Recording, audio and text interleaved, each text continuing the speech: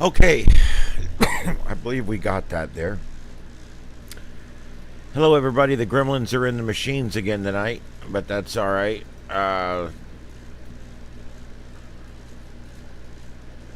Hello, Ding Ding, Mary. Thank you for being here tonight. Not sure how long I'm going to be on tonight. I've got a lot going on. I almost didn't make it on at all, but I'm one of those people that if I say I'm going to be somewhere, I try to be somewhere really hard. So I am here for an hour or so, and we're going to do it up tonight. But we're going to take a look around at what news is going on, and also we do also have some stuff over on the radar. We've got some really bad weather moving its way through Maryland right now, and we're going to be looking at that. I am going to change out the frog cam is changed. Let's see. We restart it every 12 hours, so when I come back in, I have to put the new link in. There we go.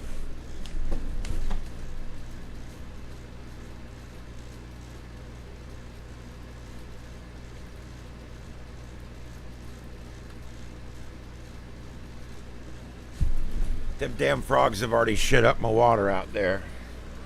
There, you heard it here first, folks. All right, so we had a tornado warning, but now there's just two, and they're both in Canada. But we did have a tornado warning earlier, right up in this area here. Let's see, it was up here in Maryland. Up in this area here, and you can see where we do have some power outages now. Westmoreland County, now 2,000 people without power, so there is power outages that are following this thing. Now we do have a couple of severe thunderstorm warnings down here. Richmond, Virginia, currently under a severe thunderstorm warning, and working our way up. Tappahannock and Warsaw, it goes all the way up and includes you. And then we've got another one up here that encompasses Salisbury, and it goes all the way out to Ocean Pines. That one there, there's a pretty strong line of thunderstorms coming through there right now. And I'm gonna throw it on a split screen so we can take a look at it. What happened?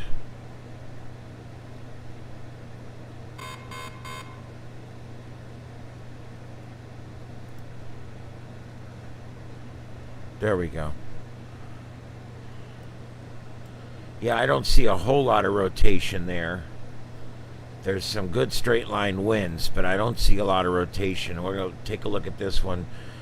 This one would be better served by that weather site there. Let's see. Yeah, some areas of some really strong wind down here, but I don't see any rotation at this point.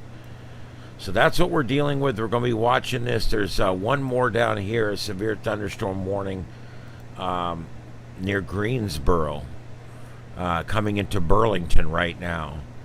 And it's not showing all that much. Let's look at it from another angle.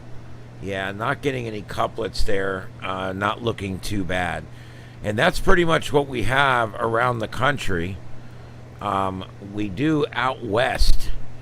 Out here in Idaho and all this, not Iowa, I mean, and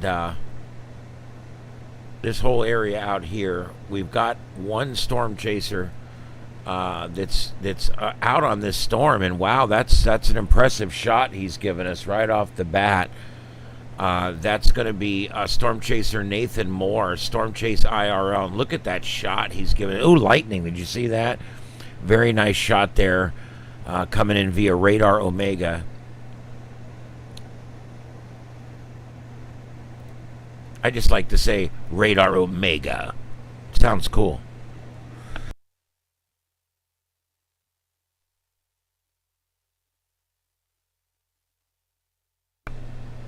If we get a tornado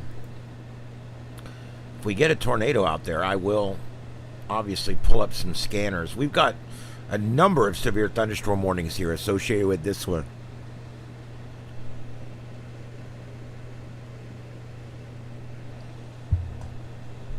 but we just have the one storm chaser out. They had a busy week, so I can imagine some of them are taking the night off. We have some stationary cams, but they're way out ahead of this thing.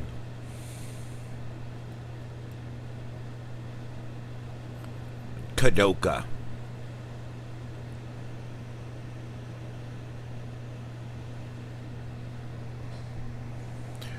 All right, so we'll keep an eye on that, but that's what's going on weather-wise, and the last of the tornado warnings have now been allowed to expire. The area we're really watching, though, and I will admit, the National Weather Service really has not issued any broad areas of really bad weather tonight. But they are issuing a number of watches and warnings along this line that's moving through Virginia and Maryland and on up into Pennsylvania. As you can see when we go up here, it goes all the way up through Philadelphia, New York. You're seeing the end of it now, but not near as strong up there. But you'll eventually have this dry line move over you, New York and Philadelphia. And it's moving all the way up here. Even Providence, Rhode Island, eventually going to get it on some of the action up here. Look at this. Here it is. So this is that big storm system, and it is currently exiting off the country right now. And it's going to take a few hours for that to happen. So in that time, we are going to continue to watch these storms. I'll leave that one storm chaser up there as he watches that one cell. Okay, now what do we have on the cameras? Well, not a lot. I couldn't find a lot tonight. We've got our world tour cam going on, 50 cameras around the world. I got a live shot of Times Square where it looks wet, obviously. It's raining there right now. That's why there's not as many people there. We were just looking at that on the radar, and they are getting rain showers in downtown New York right now. And Carlotta Alata, there's the frog cam. Well, we had a little bit of stormy weather earlier, but nothing severe, nothing strong. And there's all the frogs out there. I threw a little cat food out in the grass, so they're out trying to find that. Those are pretty much all females. There's not that many males, and they look very different than the females. So the males are all one color, and they're usually brown. They have no spots. And they're smaller, and they don't have the big fat gut on them. All right. Yeah, and they're about half the size of these females, and you should see them get on there and go to town. Holy crap. All right, I'm going to pull up a chat room. I haven't even seen the chat room yet, guys. That's my bad. Let me see what's going on out here. All right, here comes my chat room. All right, hello, everybody. Ding, ding, Mary, hey. Let's see, Peggy, thank you for being here. Let's see, who else do we got? Brandon, thank you for being here, Brandon. And Carl, thank you for being here, Carl. My regulars are all in tonight. Yeah, thank you for being here, guys. Some of you guys have been coming in for weeks and weeks and weeks now. And so I do want to recognize a few people tonight. Ding Ding, thank you very much for coming in. I'm making you a standard moderator. Now, I'm going to tell you guys, as I make you guys moderators, I don't want you policing speech. I only want you taking care of spammers or people that are posting in advertisements or links to, links that to like my competition or whatever. We had somebody pop in the other day, popped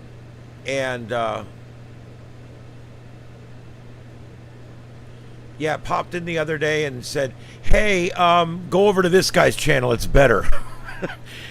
That kind of stuff you can feel free to remove. And also,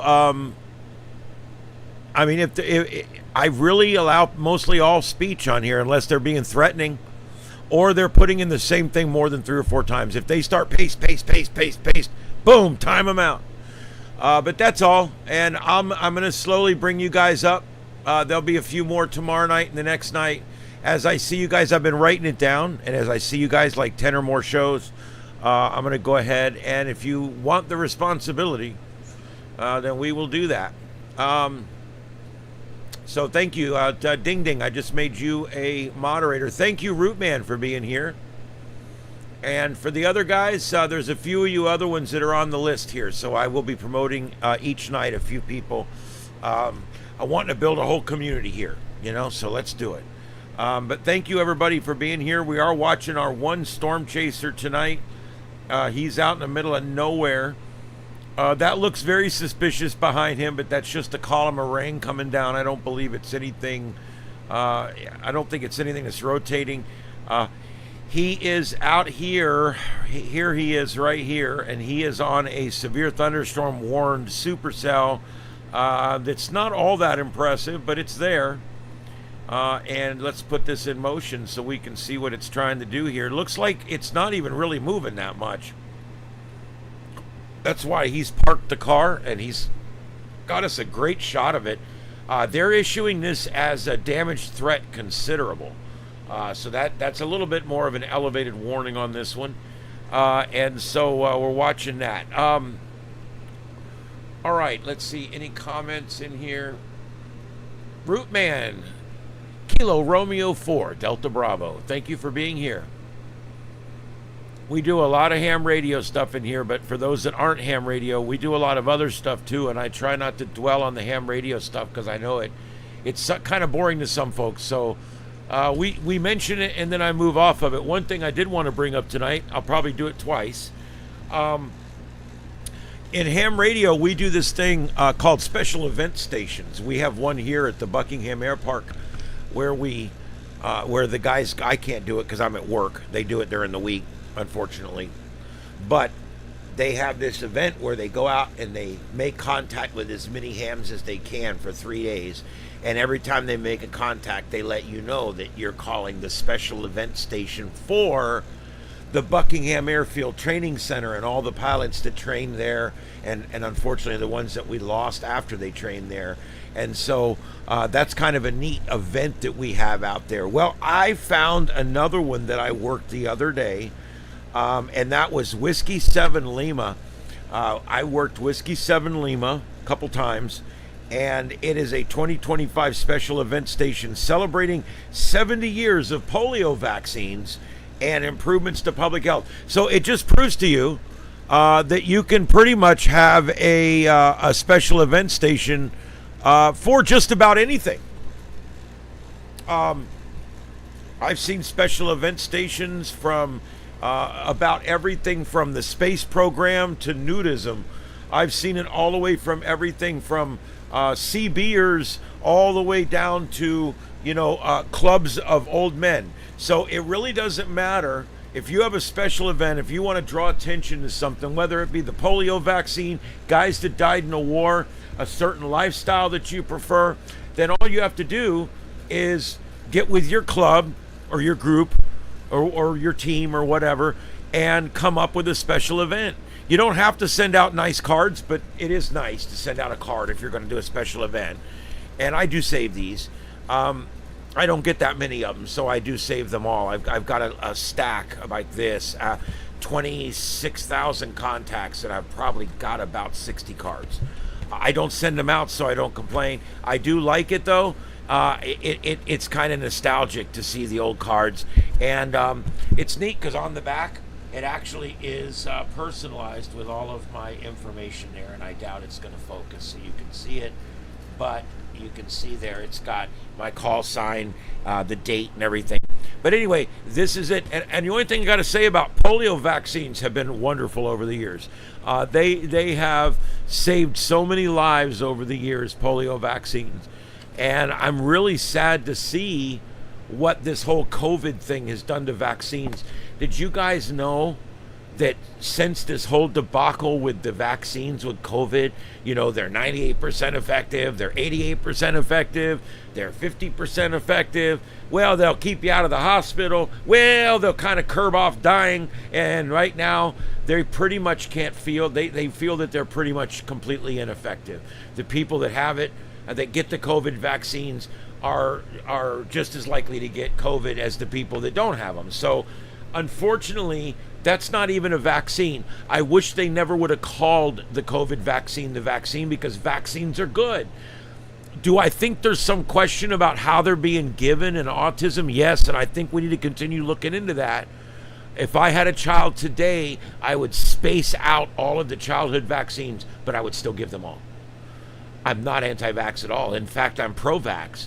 I wish that the COVID disaster with calling it a vaccine when the mRNA deal was not even a vaccine by traditional terms, and then promoting it as if it was working really great when in fact the tests were showing right from the beginning that it wasn't really working at all. And I just, that's my only thing. And I just wanted to mention this with this, that even though the COVID vaccine, the quote vaccine, was a complete debacle and it did not protect anybody or help anybody, that's okay. Because all these other ones, especially polio and some of these childhood disease ones, they're good. I think they're excellent. And get them, get your child done. Don't get them all at one time. I think that's where the problem comes in. I think that if you spaced them out 3 months apart, it costs you a little more money because you have to pay for 2 more doctor visits. But you can space those shots out over the course of 2 years instead of dumping them on them in a spectrum all at once like that. So anyway, that's what I just wanted to mention that tonight.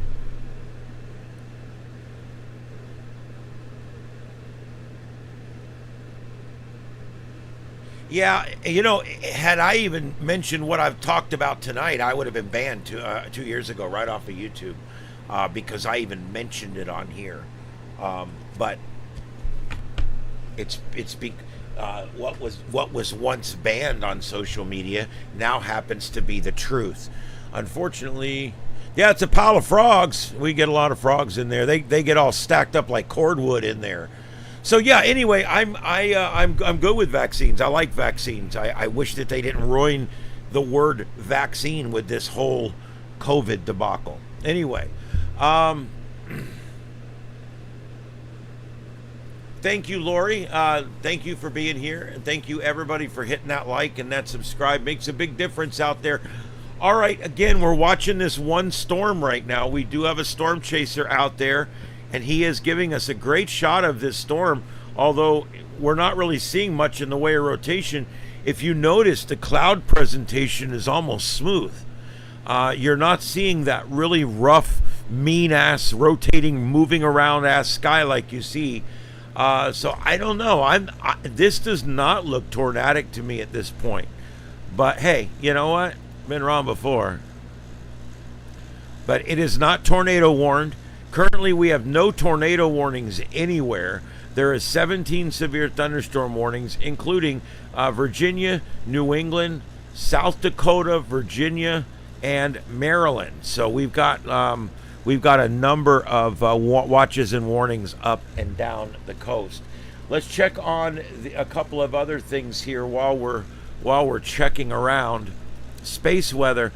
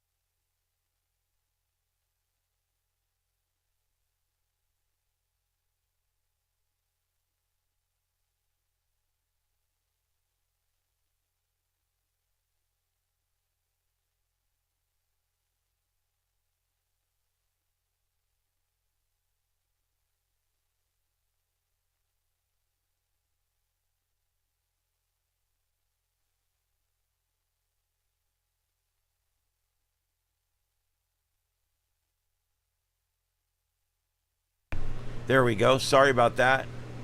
I was talking to somebody for a second there and then forgot to turn my mic back on.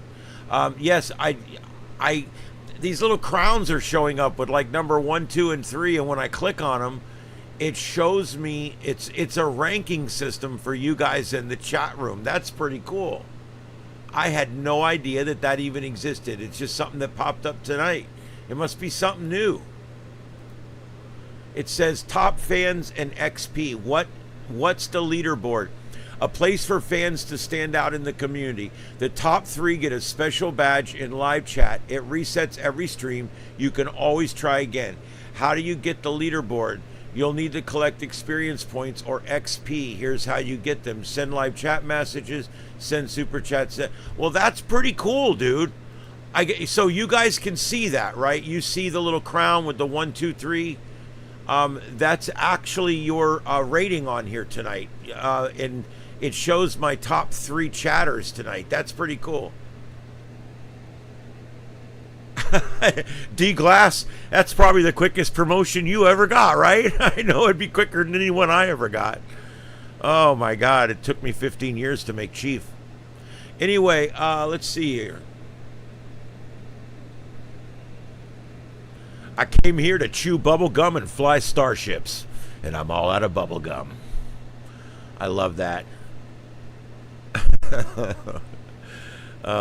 That's pretty cool, guys. I don't know if I can turn it on or off, but I love it. I'm going to leave it. That's really cool. Yeah, and I even have a thing I can pull it down, and I can tell you guys that number 4 is Noble Aquarius, and number 5 is Peggy South. And so it's pretty cool. It shows me that. That's really cool. Thank you, everybody, for coming in tonight. This is Starship Adventures. My name's Ian, and we are taking a look at all the different happenings around the world tonight on Starship Adventures. And right now we're watching a world tour, a Times Square cam. We also have this Los Angeles thing.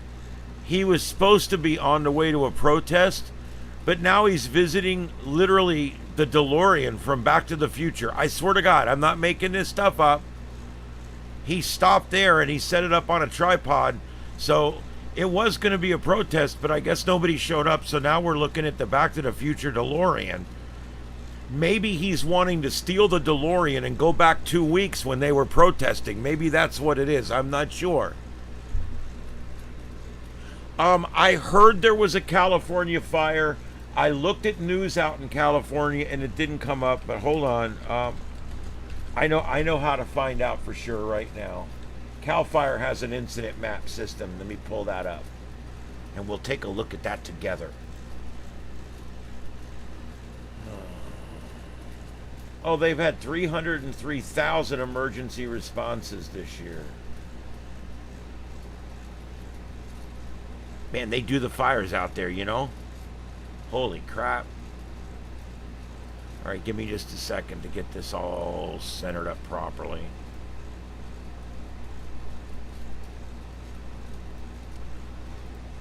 All right, here's our California fires map that we've got going on right now. And let's look. It does look like there is definitely some activity in the LA area. It's like east of LA.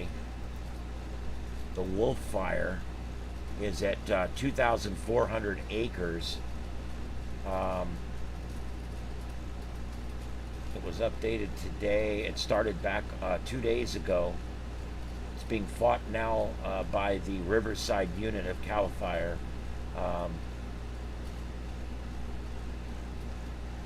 It's on Old Banning Idlewild Road and Wolfskill Truck Trail.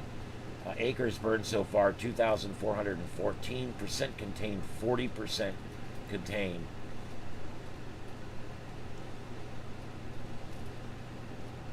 And there's your detail on the fire. And there's your warnings that have gone out.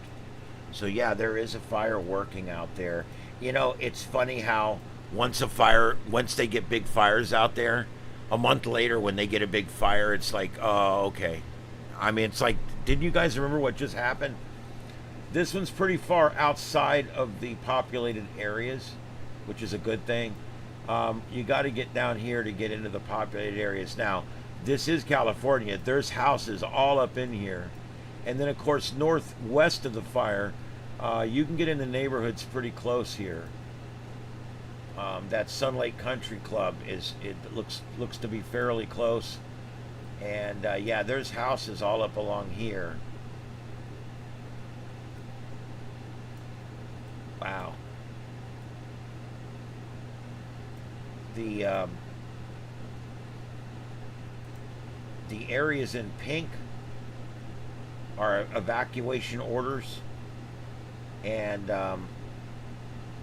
people in pink have been ordered to evacuate. People in yellow are on notice that they may be asked to evacuate. So there you go. Everybody in pink has been ordered to evacuate, and everybody in yellow has been put on evacuation standby. So pretty big incident out there. All right, let's take a look at the chat room.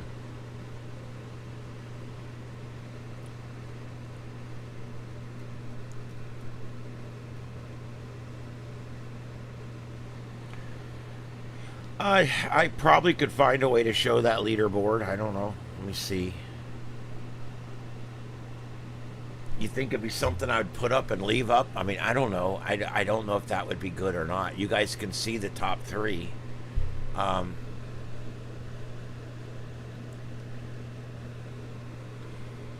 We've had some crazy weather, but no, I personally don't believe that we've had crazier weather than normal this year. I don't. Every year they're like, "Oh my God, that tornado took out the whole town," and I'm like, "Don't you remember Joplin?" I mean, how many towns have been taken out? I mean, I don't know. I don't see a difference. You know, I don't see where. I don't know. I just don't see it. Sorry. All right. By the way, the projects I'm working on over here with putting up these city scanners, I'm having a real hard time. I'm having a real problem. By the time I get the computer to where it'll split the audio left and right, I'm slowing down the processor so much that I'm going to have to actually do something to the computer to make it do it. Yeah, so I don't know. Oh, can you guys click on top fans up at the top and see the list of the top 12 fans? Can you guys see that? Because if so, then I won't need to bother showing it.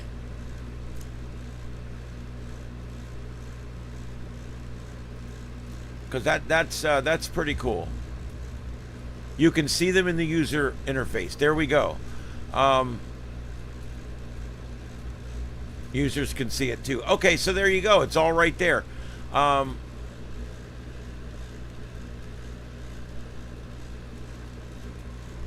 Yeah, HARP. A lot of people believe that HARP is responsible for changes in weather patterns and stuff like that, and I wouldn't rule it out. There's also been a lot of other experiments besides just HARP. I mean, Russia, China, a lot of different countries, even here in the U.S., we have done all kinds of experiences, both taking power from and energizing power to the ionosphere and the different layers in our upper atmosphere. So this is nothing new. Well, that's cool. Yeah, that I can too. I just didn't know if I wanted to make sure you guys could do it. That's all.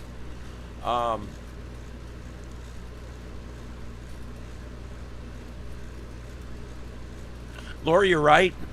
Internet and social media do, and that's why I try on here not to hype.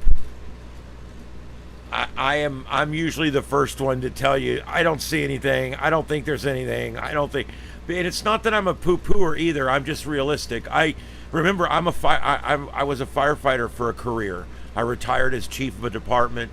I was a cop for a while, part-time. I've been an emergency manager. I've been a dispatcher, 911, and both radio and phone. And I also was an emergency manager, a communications specialist. and was on one of the first crews to respond into things like Hurricane Andrew and Hurricane Opal and things like that. So I have a lot of crazy, wild experiences over my life. And now I've spent 14 years working in the media. So, yeah, I mean, I have some unique experiences here that I bring to the table. And especially you guys will see it when we get into hurricanes, because I love hurricanes. And I actually spend a lot of time with the meteorologists at work. We've all become good friends, and I love to go back and just do it. You know, just hang out with the weather guys and talk weather. It's so cool. We had an older guy that was our weather guy, and he hated talking about weather. And he retired, and now we've got younger folks in the weather center, and they all still love weather. So that's awesome. I like when people have a passion for something, because I have a passion for things. I'm one of these people, I either have a passion for it or I don't give a shit. There you go. Well, you guys are certainly welcome. I love what I did. I've done a lot of cool things in my life, and it allows me to be a little more worldly when I talk to folks about stuff, and I appreciate that. I'm not well traveled, I'll admit that. I just travel around the Southeast mostly. I don't do a lot of worldly travel. I don't even think I have a valid passport at this point. I'm very fond of this country. I really like it here. Let's see what else is going on in the wild. Oh, there was one thing I did want to show you, or did want to bring up. Let me see if I can find it here. Ah, here we go. I'll read you guys about this. An internet outage in California. We had an internet outage, and you're probably thinking, well, how the hell did that happen? Well, Spectrum officials in California have reportedly ratcheted up their rhetoric following an apparent deliberate slashing of their fiber optic lines in the San Fernando Valley. Initially, the company called the servicing of 13 cables in Van Nuys an act of vandalism, one that left more than 50,000 people in Los Angeles and Ventura counties without internet access for up to 30 hours. However, among those impacted were a U.S. military base, emergency dispatch and 911 communication centers and services, local fire and police departments, financial institutions, court buildings, healthcare facilities, hospitals, educational institutions, as well as cell towers that were providing service for cells. That's what a lot of people don't realize. You'll be like, oh, the internet's down, but I've still got my cell phone. The cell phone towers get the internet from the same people you do a lot of times. They can beam coverage into areas that are scant, but for the most part, if they can get fiber optic right into the cell tower, that's what they do. If they can get broadband cable right into the cell tower, that's what they do. So if you lose internet and power, cell phone's iffy. It may go down at some point. The generator has to stay up, and you have to keep some kind of connectivity. Not sure. Let's see. Because of those victims, as well as the nature of the fiber cuts and the extent of the damage, Spectrum's parent company, Charter Communications, has now deemed this as a domestic terrorism cyber attack. A domestic terrorism attack. These criminal attacks on our country's vital communication network are intentional and cause outages that put lives at risk. And that's true. You know, the internet is used now to get to some and help. A lot of people have internet phones now. A lot of people's cell phones use the internet when it can't get to a cell phone tower. So there's a lot of people out there that could call 911 and not get it because of something like this. So, you know, I don't think that's overbloating or overdoing it. I think that 50,000 people without internet for 30 hours, I think is significant. It must be nuttier. Yeah. You know, Aquarius, you're absolutely right. You know, we all bitch about our cell coverage and stuff, but these cell service, They take that money we give them, and we do pay them good money, but they take that money and they have to keep very expensive infrastructure up 24/7, 365 during the hurricane, during the tornado, and it's not easy. And so, but this really sucks. They cut 13 fiber optic lines, 13 large trunked pieces of glass that were cut. Wow.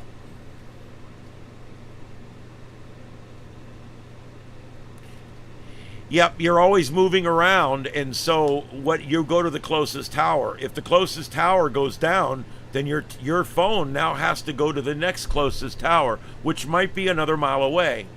And then if that one goes down, then you're going to have to go to a further tower or a further tower. Pretty soon, the towers will be further than your phone has the ability to transmit to, and you'll be without service completely. You may receive but not be able to transmit. That's another thing. You'll sit there with something spinning for like 5 minutes, and then finally it will go through. That's because you're receiving the internet. It's just that what you're transmitting is not getting out. Yes, 13 fiber optic lines were cut. That's why they're calling this domestic terrorism. This is not vandalism. This is domestic terrorism, and they'll be so charged when they find those pricks. I mean, if that was in my area, it would have taken me off the air too. Not that that's that big a deal, but hey.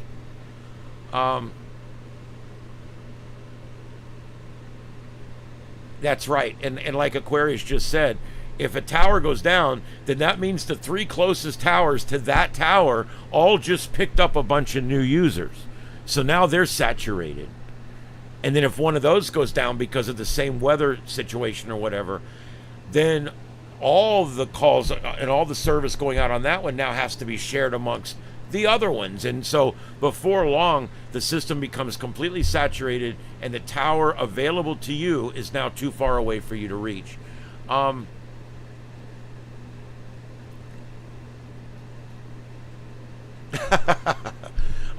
not going to disparage any particular state. I personally, I think it's a shame, because I'm not too happy about some things out in California, but it is the prettiest state. It is literally one of the prettiest, if not the most beautiful state we got in the Union. So there it is. So anyway, I just wanted to bring that up. We're literally, they're calling it domestic terrorism. So an interesting thing there.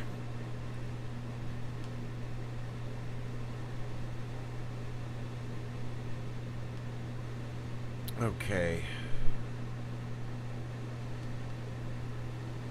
Trying to see if there's anything new here.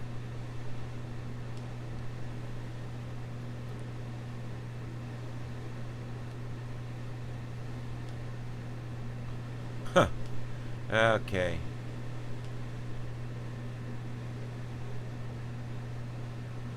What is it with cops shooting cops lately? They just today, another one. Cop went over to another cop's home and they got into a shootout. No, Carl, I'm not on all night. As a matter of fact, I'll be going off here probably in 30-40 minutes. I still have work to do. I still have to make promos tonight before I go to bed. It's going to take me about an hour and a half. I'll sign back into work, and I'll sit here at home and do promos for my show, because I didn't get them done today. I'm having no time right now between this broadcast and my other broadcast, and trying to get these computers going, plus field day last weekend, trying to spend time with family. It is really difficult to get all this done.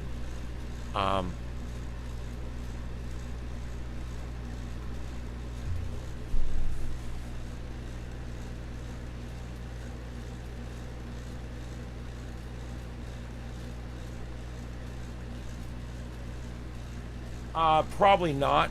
My stepson my stepson works as doing armed security, and he drives a Ford Explorer, so that's probably what you're seeing. My light out there is kind of turning purple, so it kind of gives it a weird color.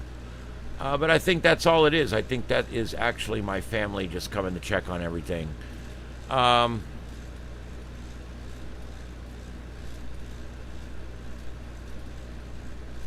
if it is, too bad, because I'm not going out there. And remember, um, as we get past the 4th of July, remember this is 200. This is 249 years. I think it's pretty cool. I mean, this is like a big deal.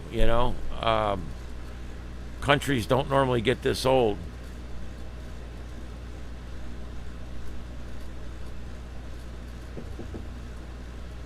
Hold on just a second, guys.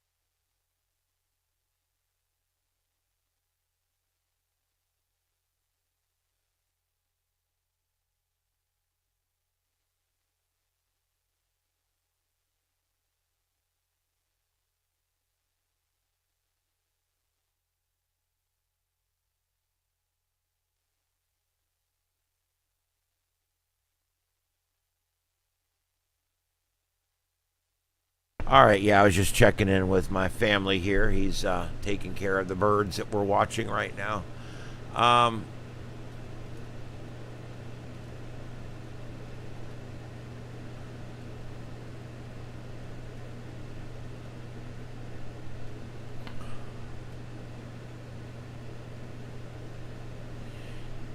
yeah, I don't have kids. I have a wife that has a kid, and he has a kid. So I have a small family. It's mostly my mom. I like spending time with her. She's getting up there, and we go walk, and we do those things you have to stay active when you get older. Um, yeah, everything's fine. He just wanted to check in with me and make sure that I didn't need anything.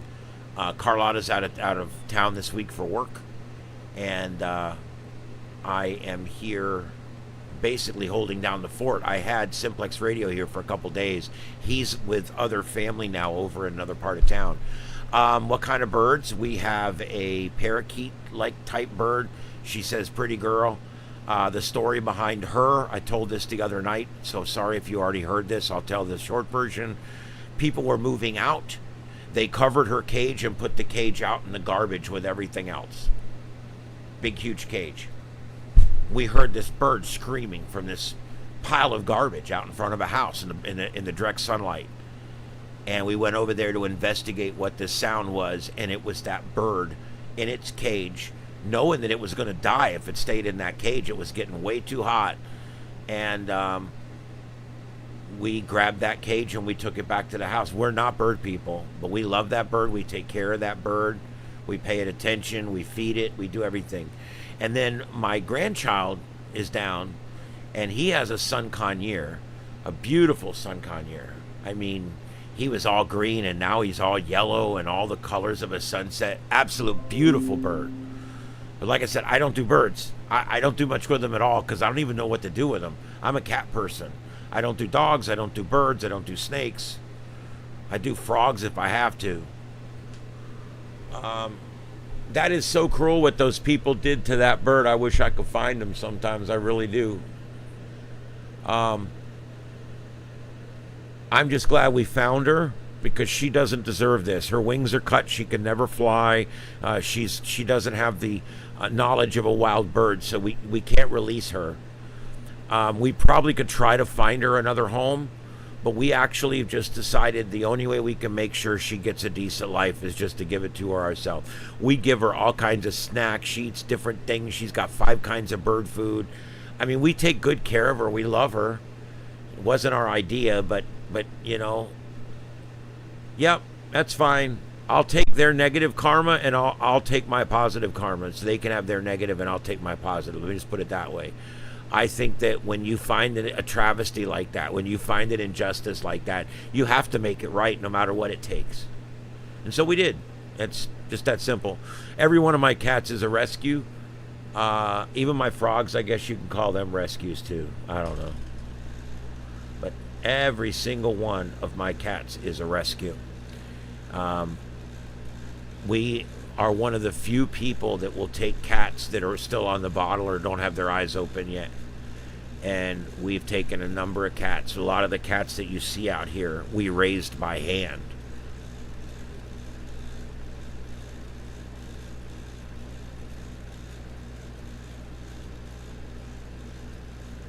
Carl, I don't know what you mean by that.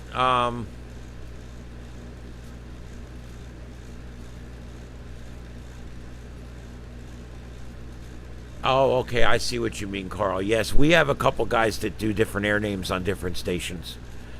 Uh, we got a guy, he's one thing on one station, he's another thing. He talks a little different over there. Yeah, they do that kind of stuff. Most of the stations are going automated, so we don't have near as many DJs as we did years ago. I used to street team on my days off just for the extra money. I'd come in on the weekends and street team and go out and set up tents and give away food and T-shirts. And we used to go to baseball games and throw T-shirts. We used to have these guns that would shoot the T-shirts up into the stands and shit. It was a lot of fun. But nowadays, man, after COVID and after this crisis over the last 4 years with our budget and everything, we've just about completely quit street teaming. They're actually getting back to it now some more. But yeah, there you go. I've never worked at a religious station. I do pretty much exclusively talk radio. I produce talk radio. That's what I do. All right, so let's see. Let me go back and see what is next. Ooh.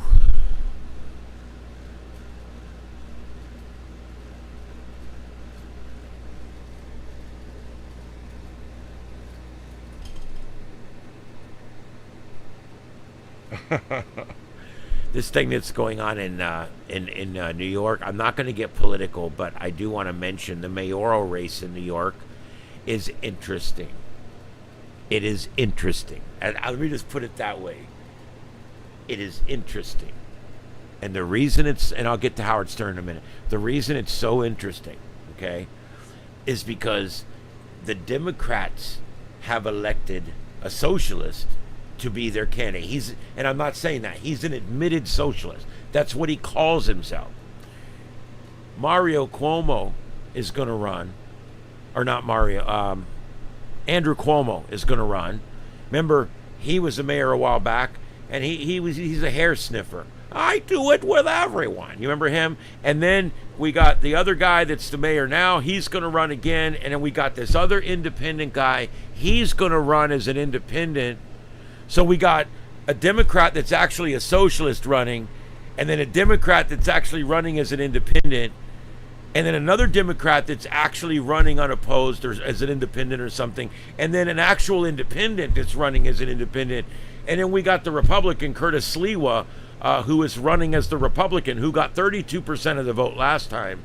It's going to be a very interesting race, regardless of what side you're on. It's going to be... yeah, Mamdani, it's going to be a very interesting race because technically, if the three independents and the Democrats split the left vote, you're going to have a Republican mayor.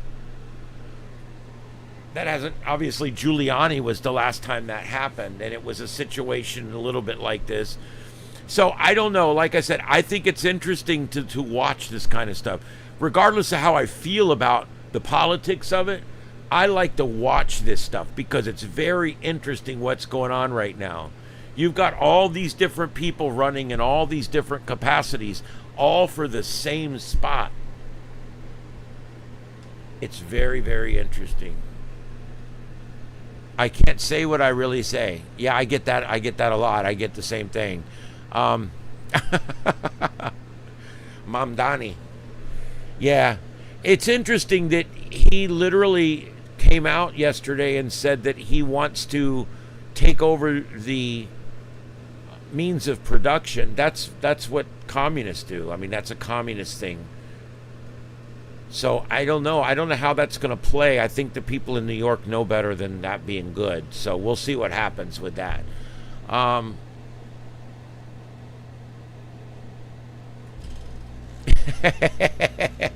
Root man, that's funny. All right, enough of all that. I'm not going to get into all that. Let's talk tropics. All right, so let's go. We are, of course, as always. Do not start this freezing up shit on me or I'll get pissed.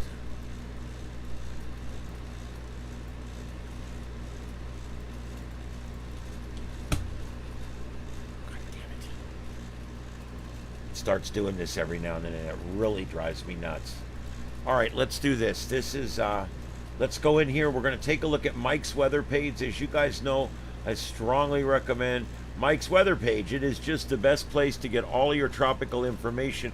You will not find another page out there, even NOAA, that has all the information you'll ever need for hurricanes in one place. There's only one website, and that's it.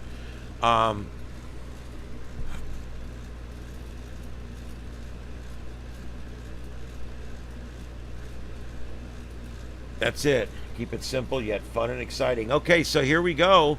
Let's take a look at what we got going on here. This is currently where we're looking for our disturbances. And notice that this depression has now been moved up to 40 to 60% chance of development. This had a 0 to 40% chance of development just a few hours ago. So they have raised the chance of development of this thing over the next 72 hours. And so there you go. That's where we're looking right now. And well, here, I'll just go back. Let's go back to Weather Underground. As you guys know, this is Weather Underground.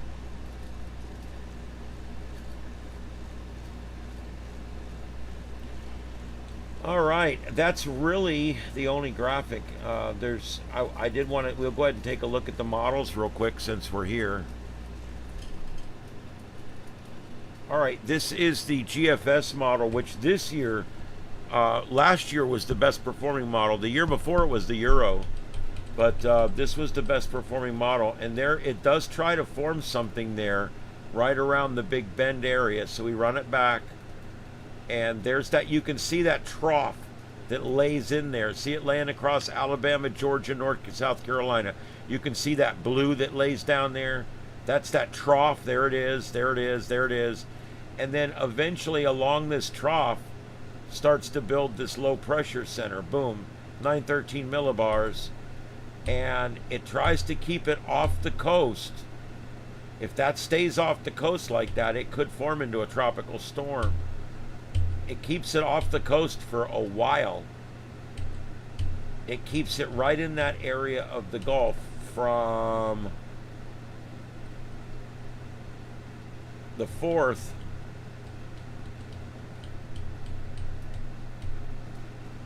all the way to the 8th. So, I mean, there's a chance it could form something right here. And then if it did, it looks like it's going to want to push towards New Orleans. Okay, so there's that one. Let's take a look. Let's take a quick look at the Euro and see where we're at. When you're in here, these are all right up here in the upper corner. There's the CMC. I just noticed that the screen's not right. Let me fix that.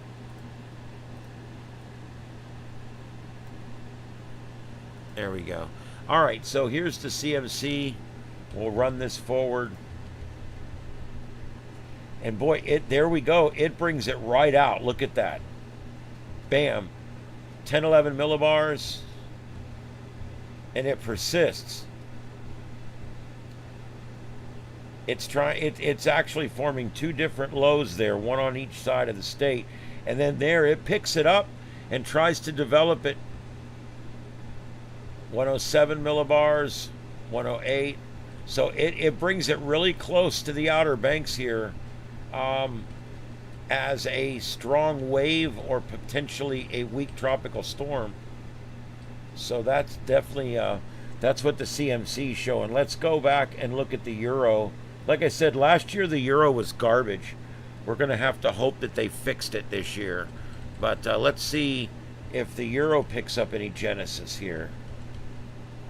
There it is. It does pick up that low pressure system.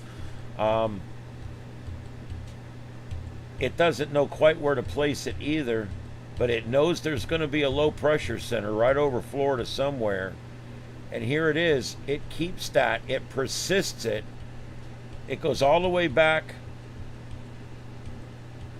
to here. Second, the third, the fourth, the fifth, the sixth, before it finally starts to go away. And there it's gone. Wow. That persists over Florida. We could actually have a much rainier than normal period ahead for Florida, especially northern and central Florida. Looks to be where that would be the biggest deal there. Beautiful sunset coming up now from our storm chaser that's out there chasing this storm. Check that out. Amazing sunset as he's chasing this storm.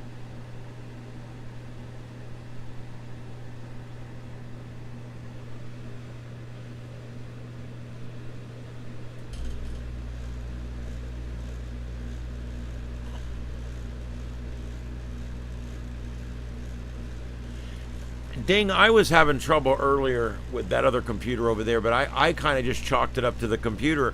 But then I read something that some other people had some slowdowns with YouTube earlier too, so I wouldn't rule it out. If you guys have gotten a little circle a few times, there might be some issues. I don't think it's related to that thing out in San Joaquin Valley, but I think there was some slowdowns or some issues or something. I'm not sure.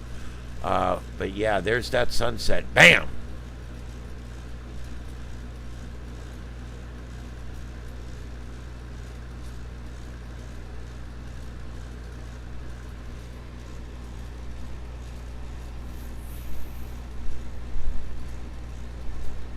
So there you go. That storm is moving down towards him, but it's still not really showing any rotation. Oh, maybe trying to form a little couplet on the backside. Maybe. I'm starting to see a little something there, maybe. A little something. Not sure about that.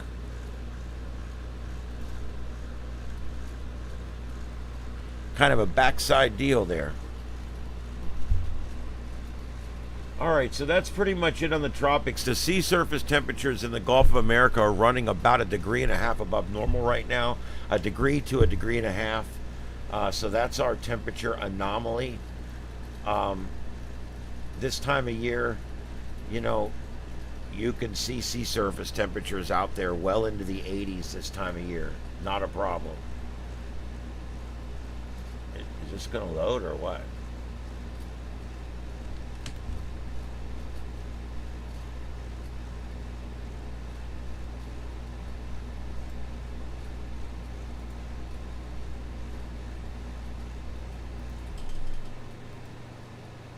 Okay. Here we go. This will give you, this is from one of the TV stations, but this will show you, this is what our sea surface temperatures look like out there. Right off at Tampa Bay, 85 degrees. Northeast Texas, 85 degrees right off the coast there. That's strong enough to spin up a nice hurricane. Now, they'll get closer to 90 as we get into the rest of the season here. So, I mean, they're still going to get a lot juicier than this. But this is showing you just it. We are getting there pretty quickly out there. It does seem.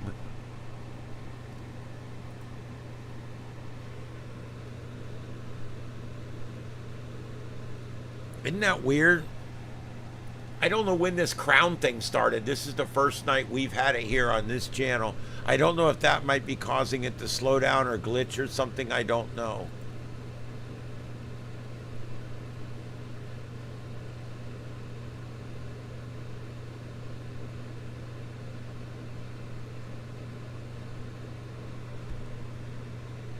That's D-Glass. I'm not going to get political, but that's a really good point you made there.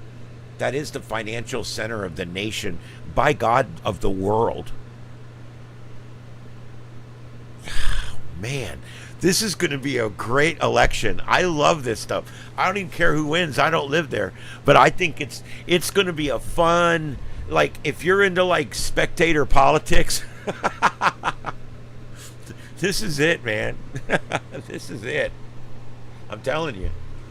See, now I'm getting YouTube not receiving enough video to maintain smooth streaming. This is what I was getting over there earlier. Let's take a look here at something.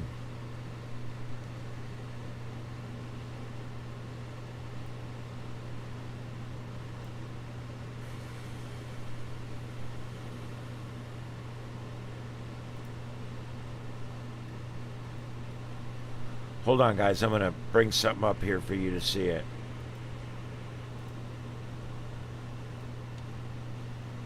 You know what? Let me try something else. I don't want to screw my screen all up.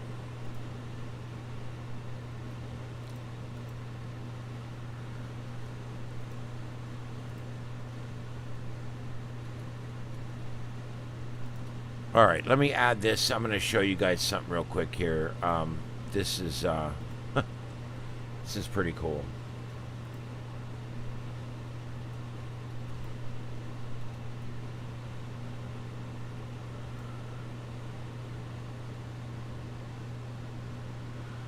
All right, so let's take a look at my system resources right now. I told you guys I built a supercomputer. Okay, this thing is it's a humongous computer, and it's running this entire stream right now. It's running 7 screens, and it's running it all at one time. And you can see there that I'm using about between 15 and 35% of my CPU. It goes up and down. And I'm using around 80% of the available memory. What I'm doing on Opera and what I'm doing on Streamlabs both take a lot of memory. Notice I'm only using 1% of my network ability, and I'm only using 17% of my graphics processing unit. So it's not me. I can actually prove that it's not me. That we're actually we're cooking with gas here at the studio right now. Let me try something else. Let me show you guys something else here.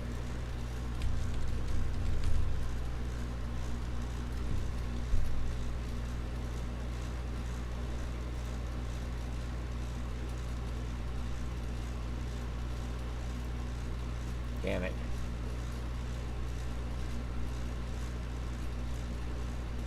All right, we'll just do this one. This is the one I always do. I want to try something here, and I want to show you guys this. We'll do it in real time, okay? We're going to do a live speed test right now. While we're broadcasting on the same computer, I'm going to show you what I still have left over the top.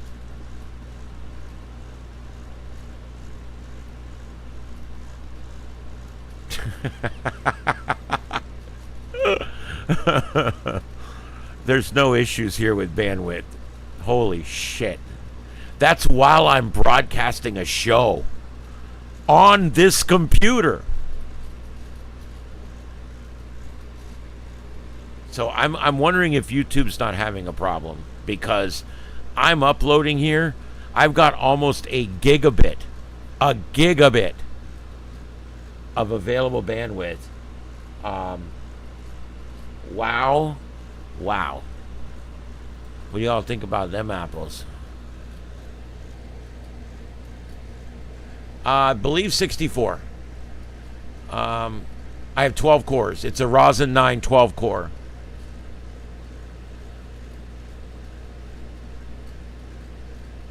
It could be the new chat rating system. Yeah, it could be. It's anytime there's a big change on the platform, you're going to see differences in performance, at least for a few days until they get it to smooth out. I don't know why there's so many tents in Skid Row. It's Skid Row. I don't know. It's L.A. It's sleeping on the streets is kind of how they do it there. Yeah, Ding Ding, I think you're right. I think YouTube is, or I'm sorry, Lori, I think you're right. YouTube is making, actually, you both said that. YouTube is making changes, yes. And that's probably what it is. Great North Web, welcome in. Yep. Yeah, I know. When I built this thing, I overbuilt it. I overbuilt this thing because I did not want to have problems. I wonder if my cat knows that her tail's in front of the camera. And look at that mosquito trying to get her. Man, mosquito season is looking like it's going to be crazy down here. We had reporters down at the Alligator Alcatraz today from the station because, as you guys know, believe it or not, that's in Collier County. That makes it our TV market and our radio market. So we had 4 reporters down there today. We had we had an anchor, we had 2 beat reporters, and we had our safety security specialists all down there today doing different interviews. As you guys know today, the president was there, Ron DeSantis was there, Byron Donalds, our congressman, was there.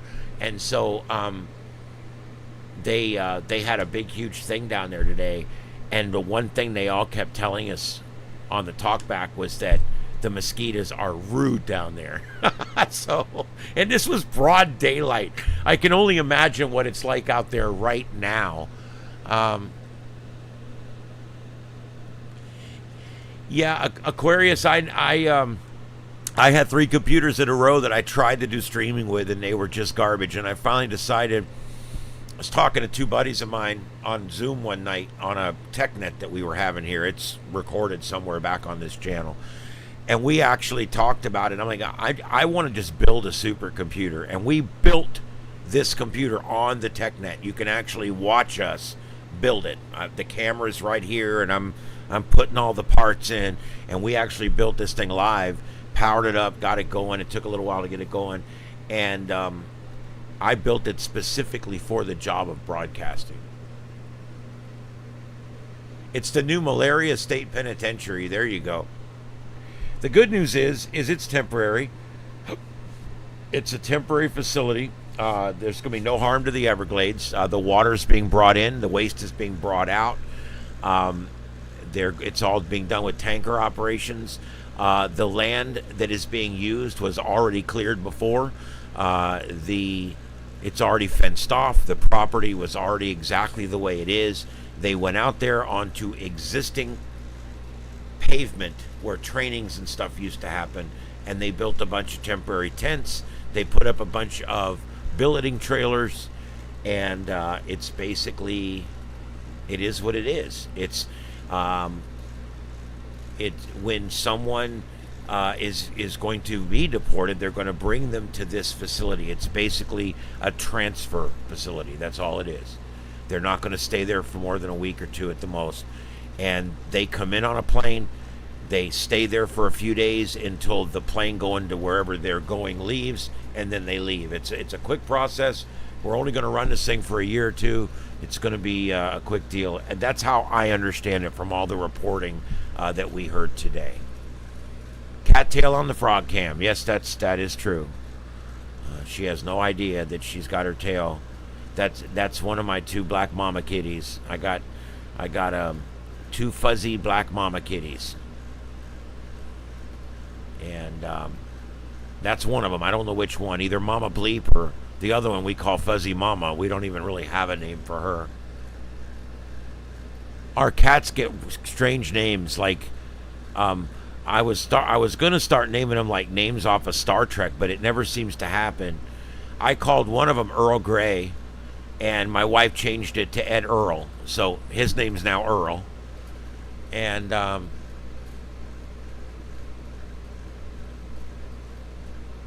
there you go. Well, Aquarius, I would love to do a show one night on NDEs. I'm not even 100% opposed to some kind of Zoom where you can come in with me for a little while and we can talk about it. I can actually interview you. I can do that kind of stuff.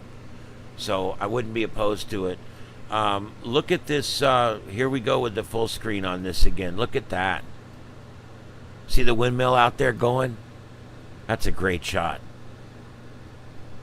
As you guys can tell from all of my thumbnails, I love sunsets. I love colorful skies. I love colors.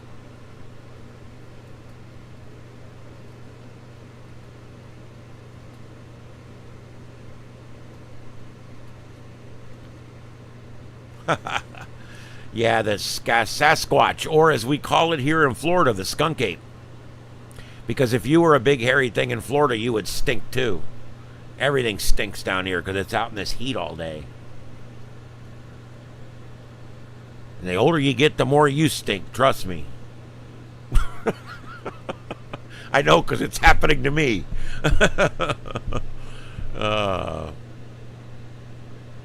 Yeah, I do whatever. I use AI for everything. I love it.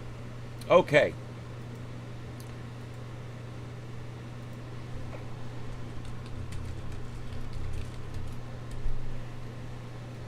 So what's coming up later tonight on Coast to Coast AM? Tonight, George Norrie is hosting tonight. In the first half, hailed as groundbreaking research pioneer Michael Cremo will present evidence for extreme human antiquity that suggests modern humans have coexisted with ape men for thousands and even millions of years. He'll also share updates in the field of human evolution. And then in the second half hour, George Norrie has on Professor Avi Liab, who will discuss the scientific search for extraterrestrial technology and technological artifacts near Earth and interstellar objects discovered in recent years. He'll also delve into the Galileo project, which is constructing 3 new observatories that monitor millions of objects near Earth using infrared, optical, radio, and audio wavelengths. So there you go. Some great stuff tonight. That's on Coast to Coast AM with George Norrie on one of about 650 stations all over the world. Find out if you can get it in your town. If you don't get it on terrestrial radio, then all you have to do is go to their website. They have a list of every station they're on, and you just go to one of their stations that they're already on and listen to that streaming from there. That's all you have to do to hear it. You can pay for Streamlink, and you hear music during the commercials. It's kind of cool. I did that for years. Yeah. But you can also just go to if you don't have it, like, I was very surprised that it's not on in Tampa right now. Tampa's done some moving around to some stations. It's not on in Tampa, at least not that I could find. And so what you can do is, if it's not on there, you can go to anything from the station here in Fort Myers, 92.5, all the way out to Kogo out in California. They carry it. There's stations all over the place that carry Coast to Coast, and all you have to do is go to any one of them and just stream it live, and just basically pick the town you want to hear the car commercials from and go for it. It does make me miss Art Bell. I do love Art Bell, but I have come to really, really appreciate George Norrie as well.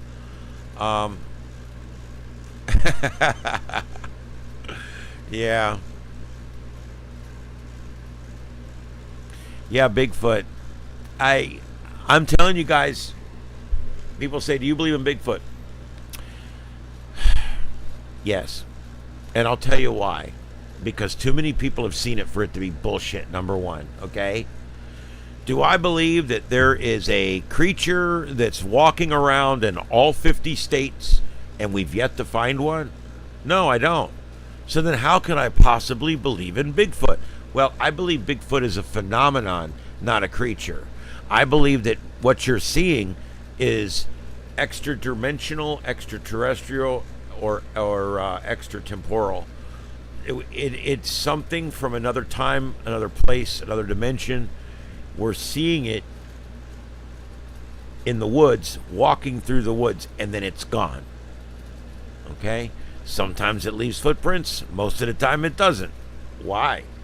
Why is it that 3 people see the same thing? Why is it that thousands and thousands of people every year report seeing this in 50 states and in Canada? Why? Well, I'll tell you why. It's a real phenomenon. I just don't know why it's happening. I think what we're seeing is a glimpse into another time. We're actually seeing, for a brief moment, an opening where we can see something walking by that lived thousands of years ago. If you were going to look back in time 100,000 years, what would you see? Probably a Sasquatch, right? Some kind of proto-human, right? So I've come to believe that Bigfoot is not a living being that we're chasing out there. It's actually a phenomenon where we are seeing something that either lives in our time but in another dimension, or lives in our dimension but in another time. And we're getting a glimpse of that for some reason. And I think that's the only thing that can explain so many people seeing it. There has to be something to it. What is it? And so that it has to be extra dimensional or extra temporal. It has to be. And you guys, I'll put a poll in real quick. Let's just ask everybody.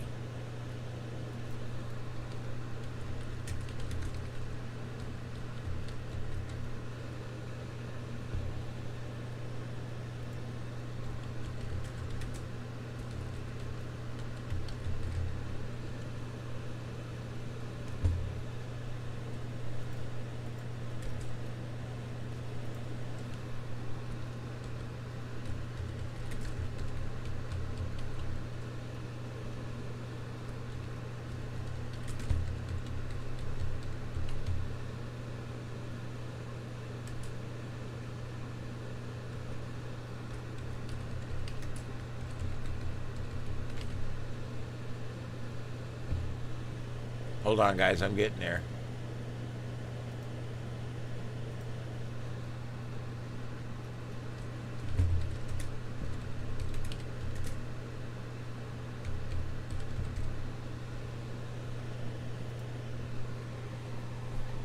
There you go.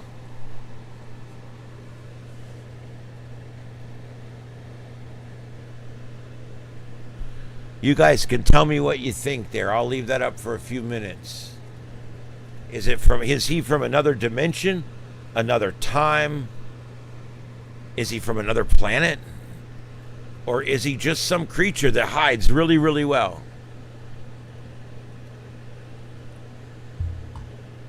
Bending timelines, that would be extra temporal.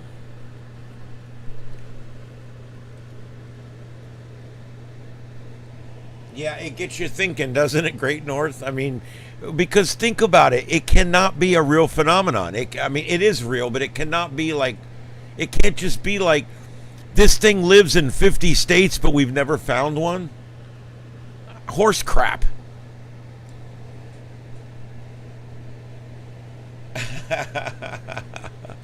There we go.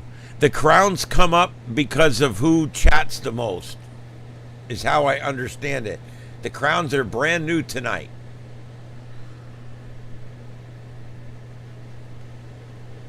All right.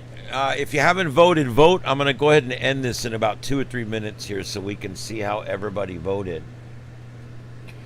Tomorrow night on Coast to Coast, they're going to do space exploration in the first half and then spiritual realms in the second half. And then Thursday, they're going to get into geopolitics and escalation. And in the second half, horror and sci-fi monsters. And then on Friday, they're going to do, they're going to have on, what? I don't know. Anyway, they normally have open lines. So let's just say open lines. And let's see. That's what's going on Coast to Coast. I wish I listened more. truth is, I'm just not up in the middle of the night, and I don't have time where I need stuff. If I travel 2 hours to work every day, which is coming up at the end of the year because we're moving our studio to the other end of town, I'm not looking forward to that. When this happens, I've been considering downloading it and having it ready in a podcast where I can just listen to it on the way to work, because I do miss listening to it. Well,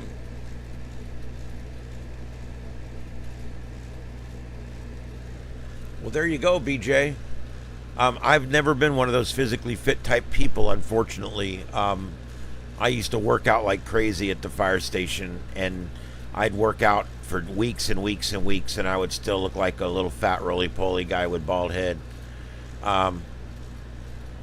So yeah, I mean, it is what it is. I love folks that go out and get physical and go out and just hike for miles or go out and ride bikes for miles. I can't do it, unfortunately.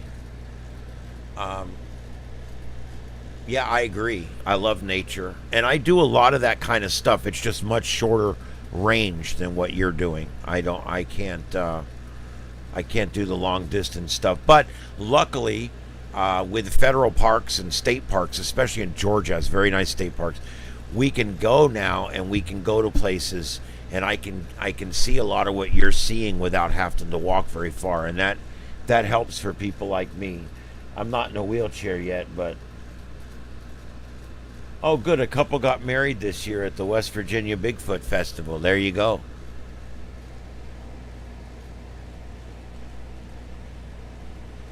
Okay, Brandon, I'm checking that now. Stand by.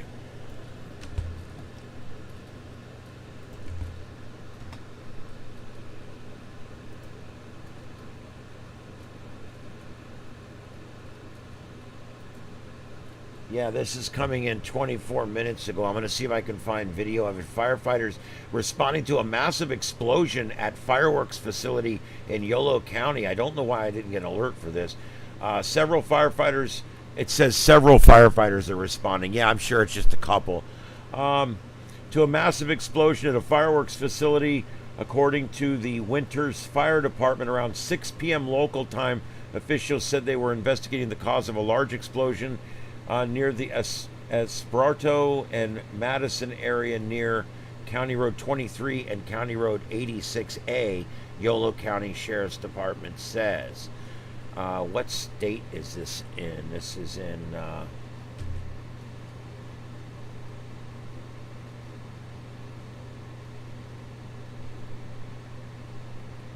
that's weird. Okay. All right, I'm looking for feeds. Stand by.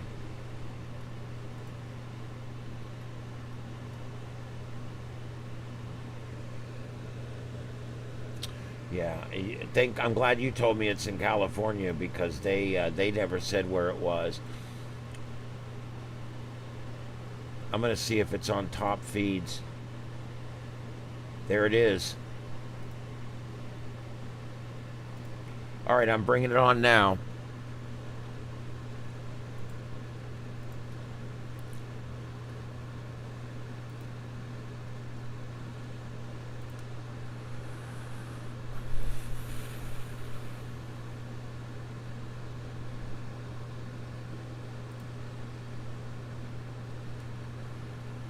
All right, I'm playing it. There's 800 and something listeners in here. I haven't heard anything yet, so let's see what we get.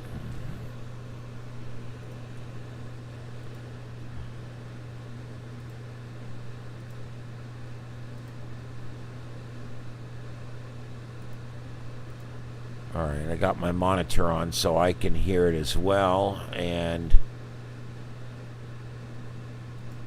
Yolo County. Let me see if I can pull this up separately. Dashboards. Create dashboard. Let's try it again. Dashboard. Sorry, dispatch AMR 335. 335. 900 has cleared us for the knife standing incident. Copy.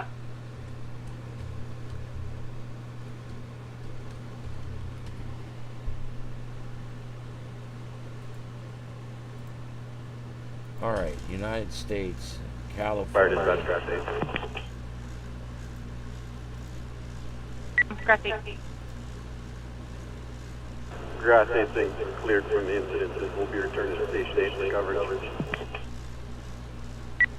Grass 8, copy.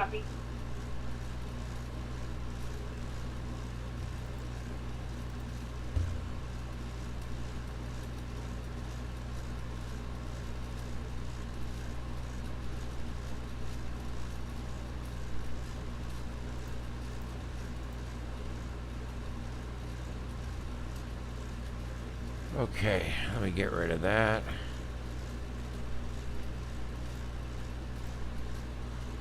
Engine 45, man down.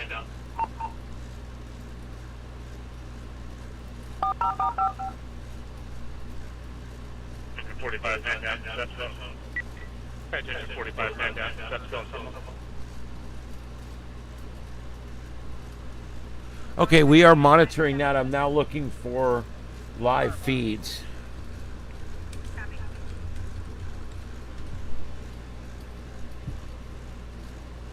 Engine 45, man down.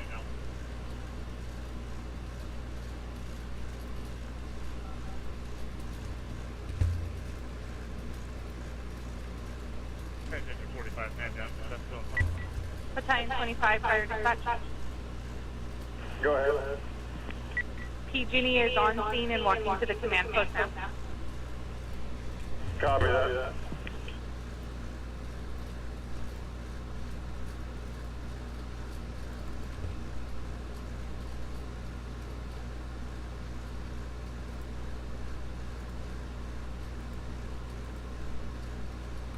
That's live, guys, in that window there.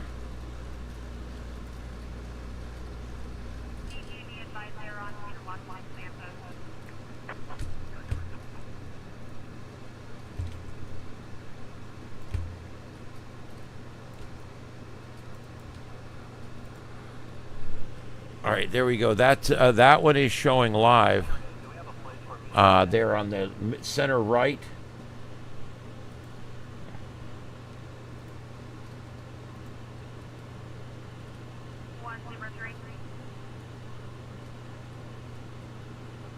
And that is currently the only picture we have.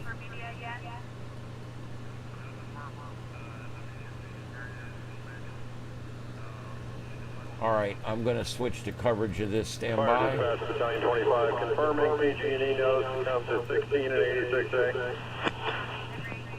Affirm.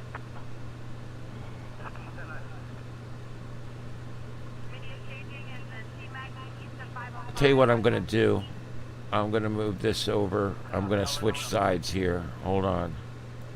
Just give me a second here. Dispatch 9200 on Esparto. 9200 on scene. Do you want out of command post?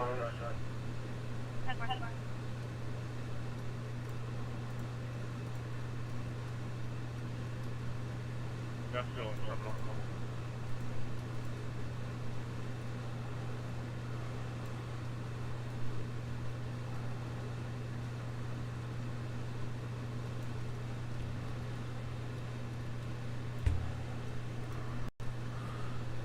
Engine 26, fire dispatch. All right, so there we go. Dispatch 4102 is on scene as part of 4102, come to.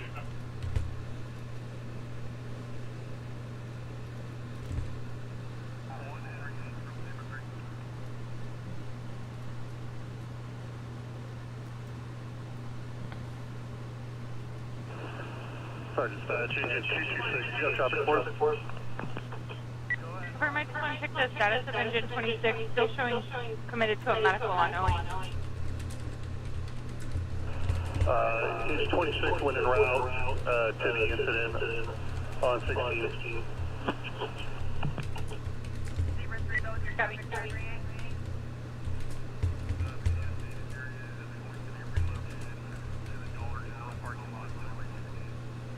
Dispatch, Engine 226, Engine 26 was committed to the structure fire on 16. 226 will continue to cover until it become available. I copy.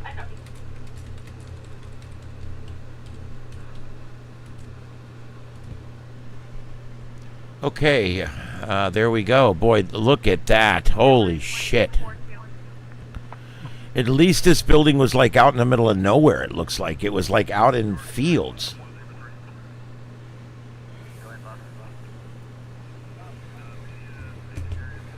Alright, so let's do this. Let's go here. Oh, I can do it right here.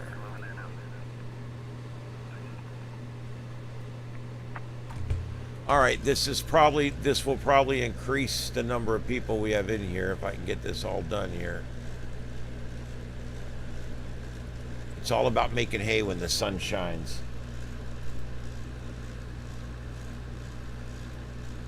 Let's see how many people we can get to come in.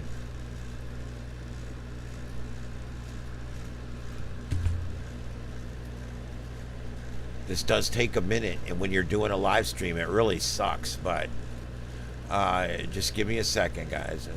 And once we do this, it'll help.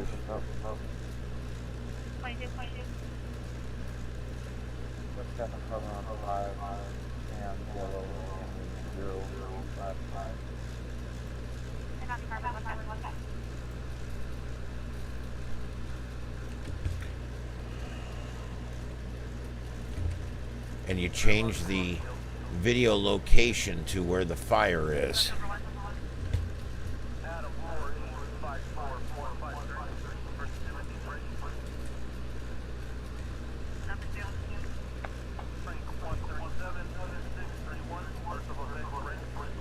All right, there we go, guys. We're remitted.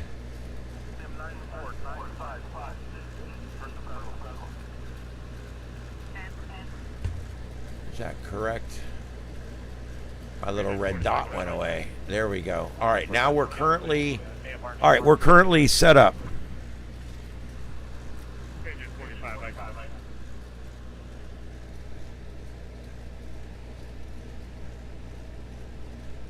I actually like the smell of fireworks too. And my wife hates it.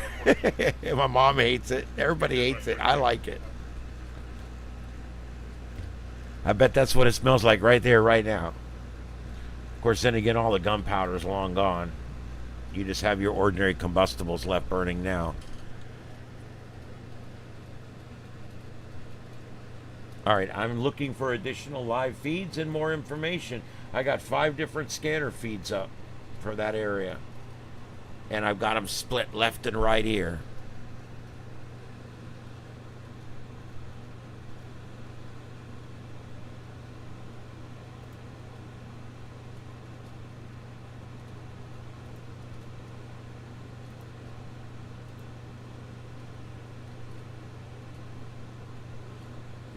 That. See what else we can find here.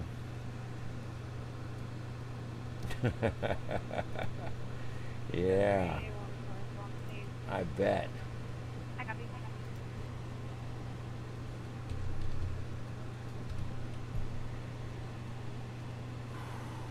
Yep, all I'm really showing right now is that one live view that we got. And of course, now we're coming up because I fixed my meta tags.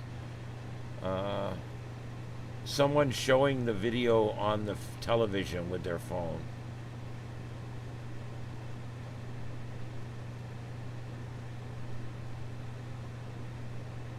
Okay, and that's it. That's what we have. Just that one shot. That's what we got right now.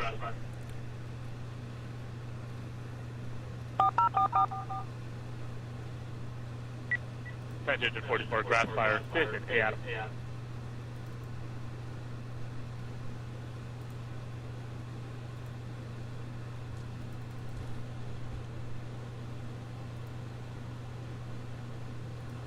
There, I think that might be a little clearer.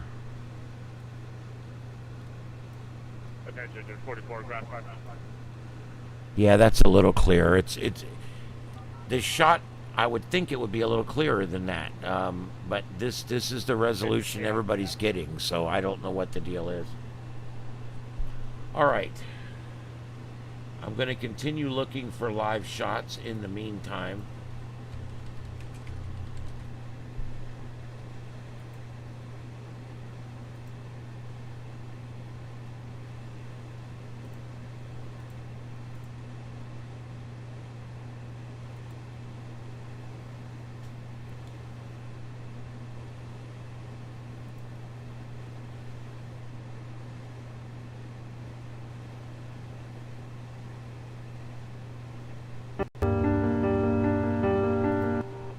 whatever. I don't know where all the scanner traffic's gone to. I'm checking that now.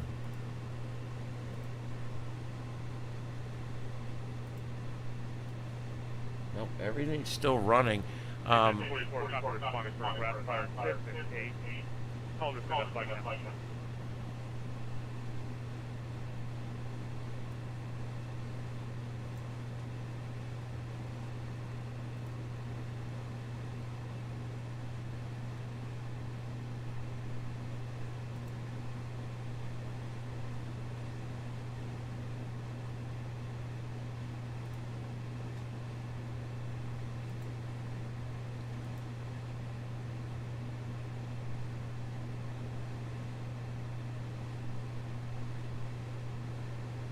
You know, the whole frickin' internet seems slow tonight. Is it me? Every website I'm pulling up, it takes forever for it to load. And you can see I'm not having any problems here. I don't know. I'm having a hard time getting some of these pages to even come up. Man, that building really blew up. Look at that, how the siding's all blown out across the area there.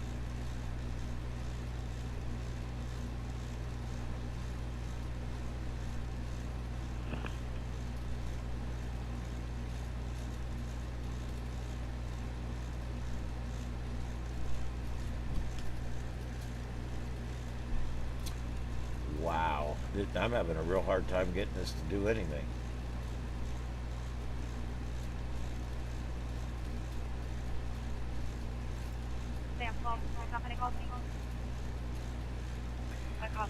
All right, apparently the Yolo County Sheriff's Office said the explosion happened near County Road 23 and County Road 86A.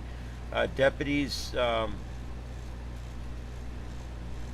say when they arrived there was a warehouse storing fireworks and it had exploded and was still burning.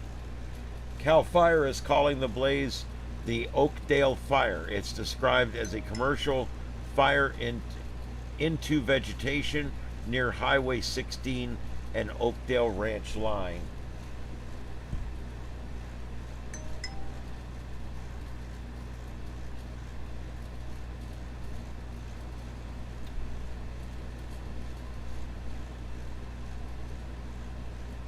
I'll deal with that later.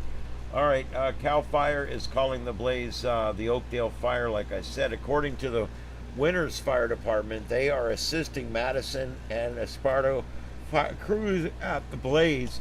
The cause of the explosion and the fire is still under investigation.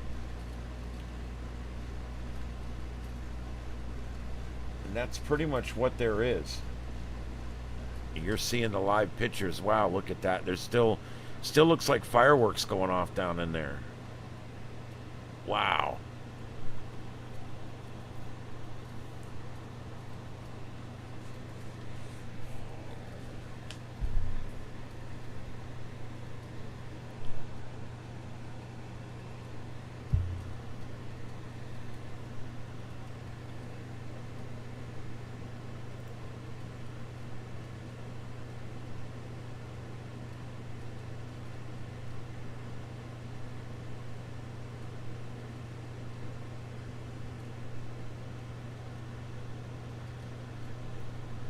Engine bus 44, copy. A caller was spotting on Levy Road here, 130. Go ahead. Can you run a minute? All right, guys, this is StarShip Adventures, and this is live continuing coverage of anything that's going on tonight, but we're specifically looking at a structure fire currently that is a fireworks plant that has exploded in Yolo County, California, and it is starting the brush near there on fire as well, but it looks like it shouldn't be too hard to contain it. Yeah, they're coming on the Levy Road north of Oakdale Ranch.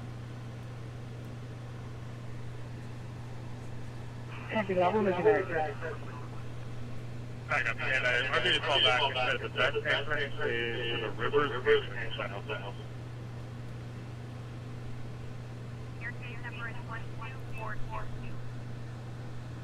Yeah, anybody for this right now.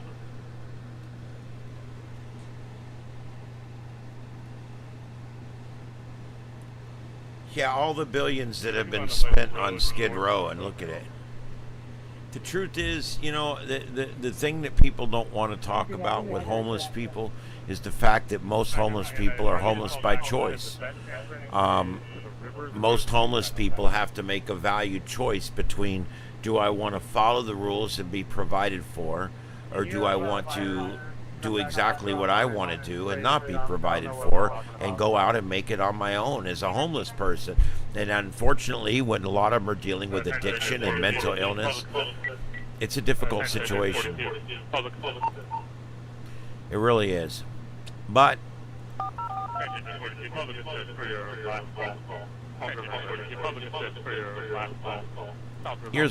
years ago when I was a cop, I used to ask homeless people, I'm like, why do you not take advantage of what's out there? We have services that will help you get a job. We have services that will put you up. We have services that will help you eat. We have everything we need. And they always would tell me the same thing. I don't want it. I want to be on my own. I don't want to have to deal with the rules and the bull crap and the paperwork and everything else. I just want to be on my own. And I don't know. I just found out that there was a high percentage of homeless people that wanted to be homeless. And I never believed it was true, but work the streets for a while and that's what you'll find out. There's always, you know, even your hard luck stories come down to they had family.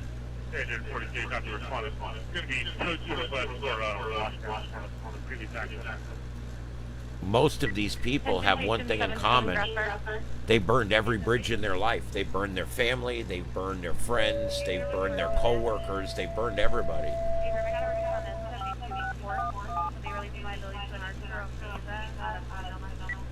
Attention Station 17.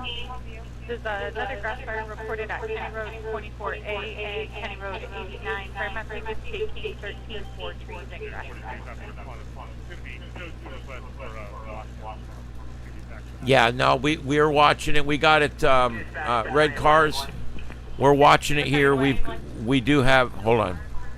You can show myself and Brush 3 responding to that grass fire 24A and 89. All right, you're listening to live scanner traffic from the area where the fire is here, including the department that's fighting the fire and the two that are assisting. And I've also got up the video there. You can see on the large screen live video coming out of Yolo County, California. So there we go.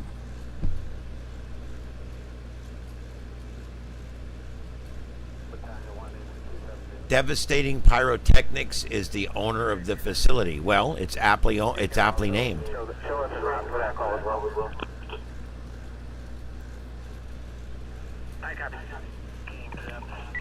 Appropriate name. You're right. I guess.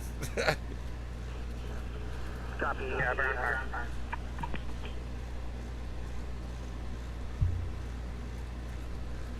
Welcome in, everybody. This is continuing coverage here. We were covering a few other little minor things, but then all of a sudden we've got this explosion going on, Yolo County, California, and it looks like a large fireworks plant has exploded. We've got debris that looks like it's spread out 50 yards all the way around this thing. There was some kind of violent explosion. You know what? That debris goes a lot further than 50 yards behind the facility. Looking at it like we are now, look how far back that debris goes back there. This was one hell of an explosion. My concern right now is it happened during business hours. How many people did we lose in this? Hopefully they were able to get out. Hopefully they saw it going up and they were able to run. Something like out of Hollywood.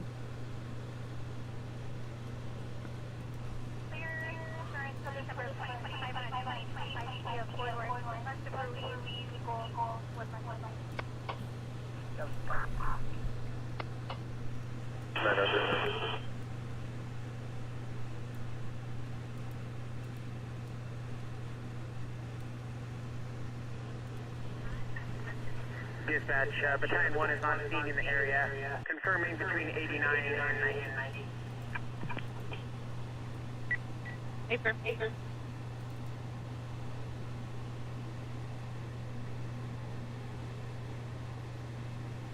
Dispatch 900. 900. Oh, you got it, over on 9.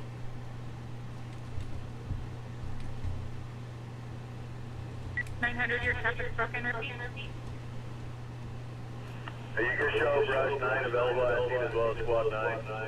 And just confirming that we got Yolo covered. Agent 44 Affirm, Yolo's covered. That copy. 44 located. 900, 1200. One by one, engine 44 can handle the station. I have multiple engines available at station 12. Agent 44, I got it. You know, if you're going to build a plant like this, they built it in the right place. It does look like it's out away from everything. Agent 44, 44 located, small fire. One by one, engine 44 can handle the station.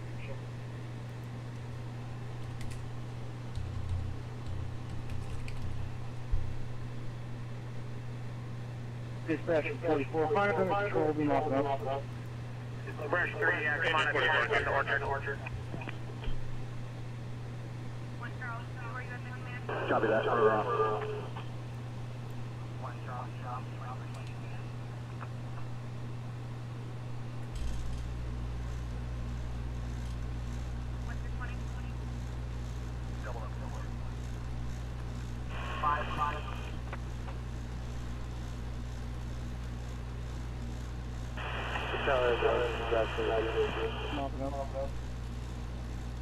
Agent 44, Yeah, 32. You request other units? Stand by, let me get some eyes on it. I think I'm trying to find this place. I think I just found it here. No, I didn't.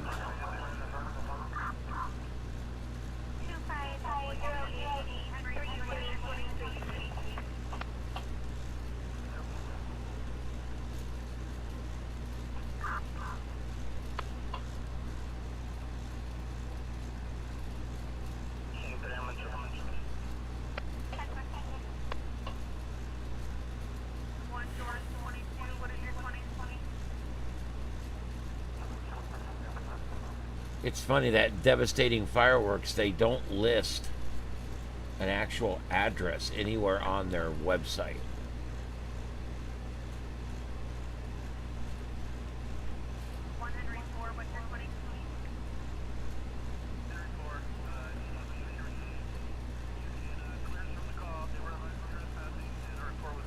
Nope, nowhere on their website it does not have their address. And I'm trying to find it by that name in Yolo County, and I don't see it. Dispatch Battalion 1.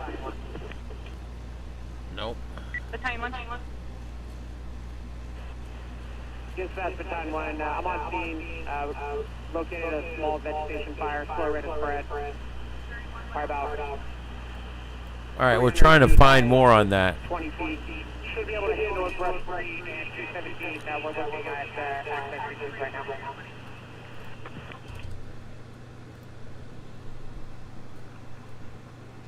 Battalion 1 copy. 300 feet by 20 feet, brush 3 and 217 should be able to handle.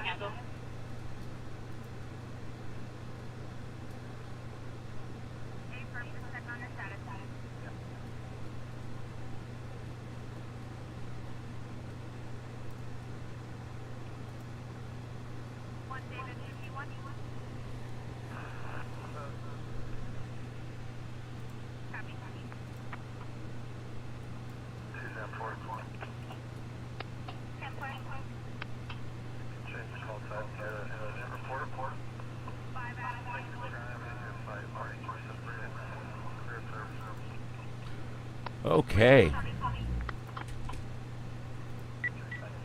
Attention engine 1024 medical.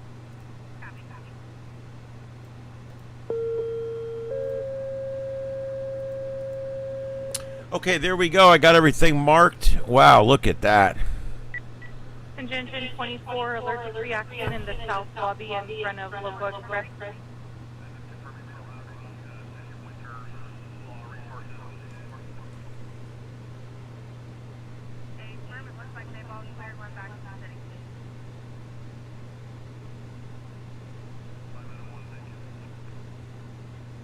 Yeah, it's probably still blowing up, and they're just going to let it go. There's nothing you can save at this point. If there's truly nothing you can save or no one that can be saved, they may just not be sending anybody. But yeah, I do agree. Now, I will tell you that chopper shot was live up till about 10 minutes ago, and I think it might have repeated. And of course now it's gone into an ad. So we'll figure that out here.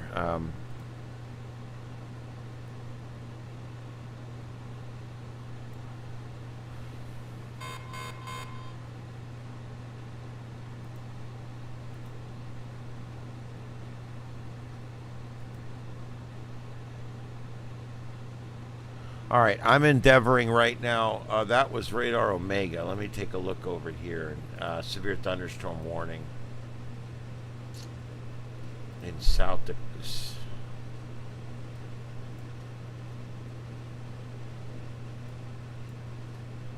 Okay.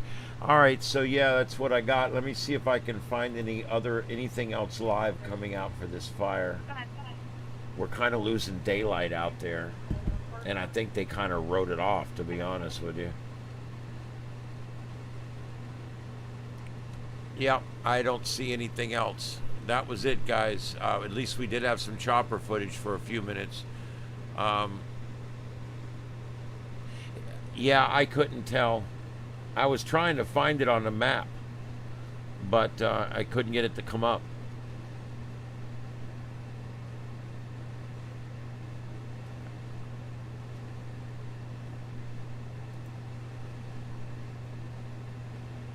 Yeah, there's only 3 sites on this right now, and we're one of them, and nobody has any live video right now. So this is what there is, guys. Let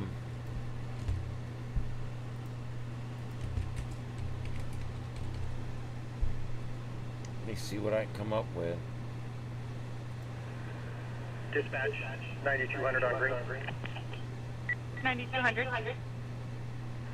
9200 clearing the incident in Esparto. 9200 copy.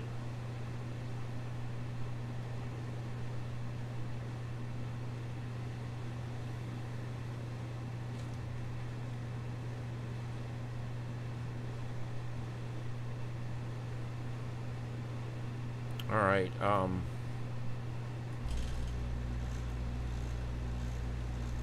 Here's a shot. This is a photograph that I just got in of the scene.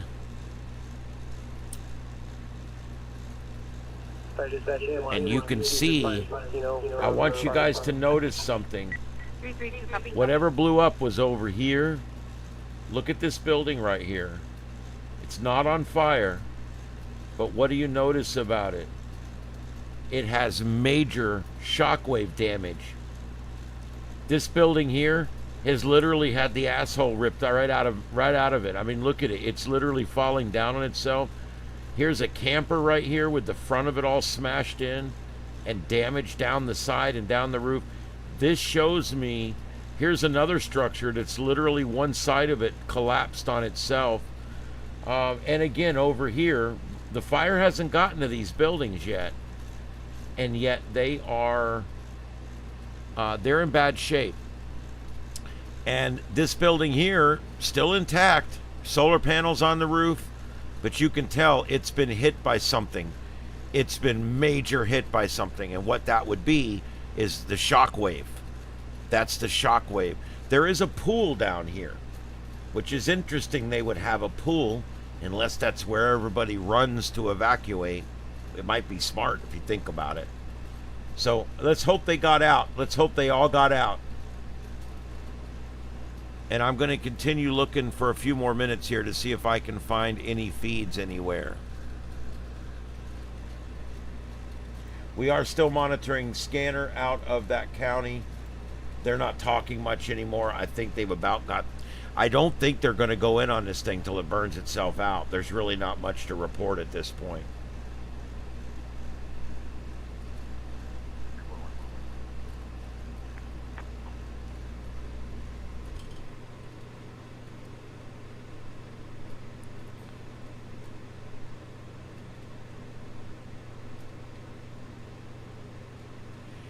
Yeah, I bet it looks like there was probably multiple explosions over time is what it looks like.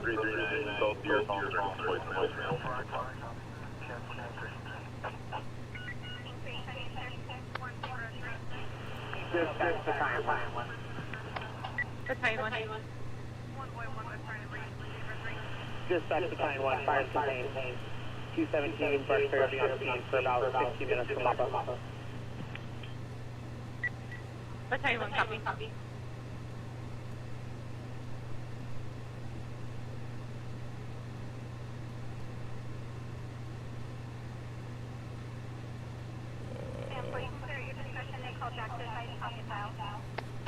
I'm looking, guys. I don't see anything.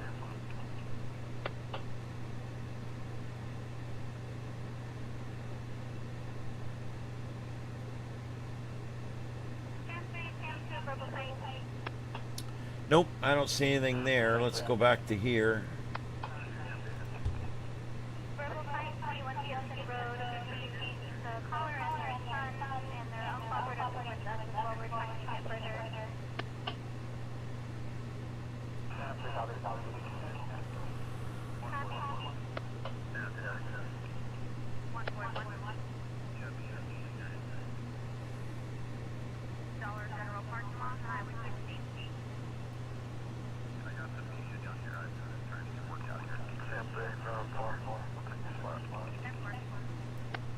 I am still trying to find this thing.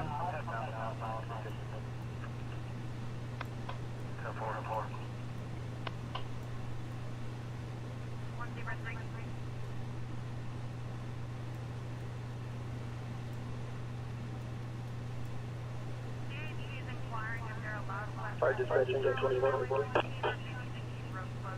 Engine 24.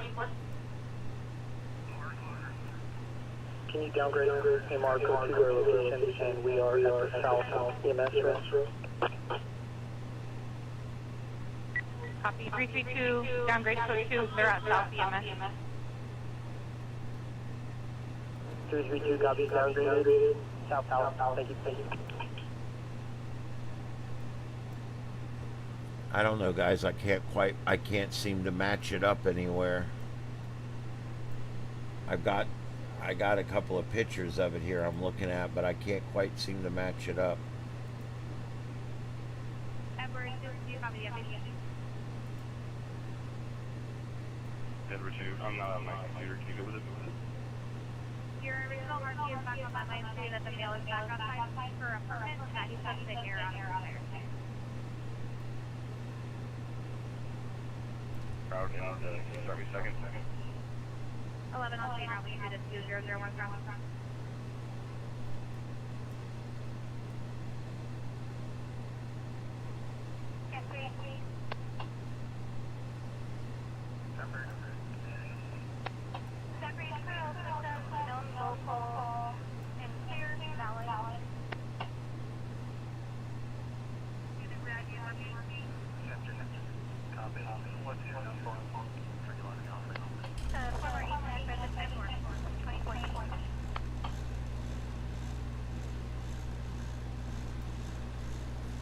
Shit.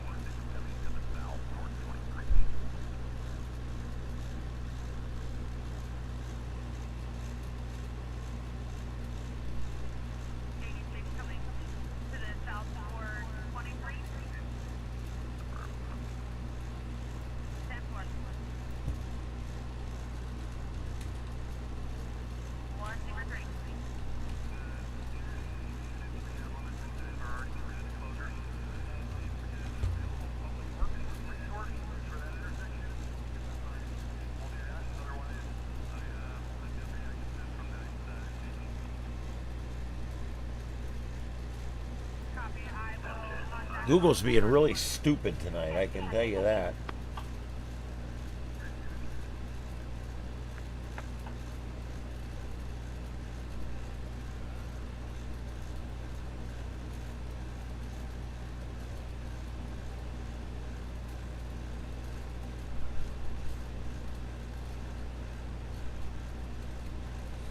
Looks like it's on State Road 23.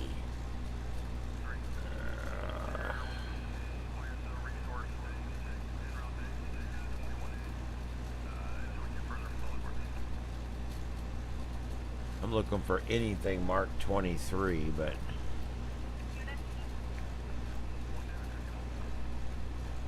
oh well, guys, this really sucks.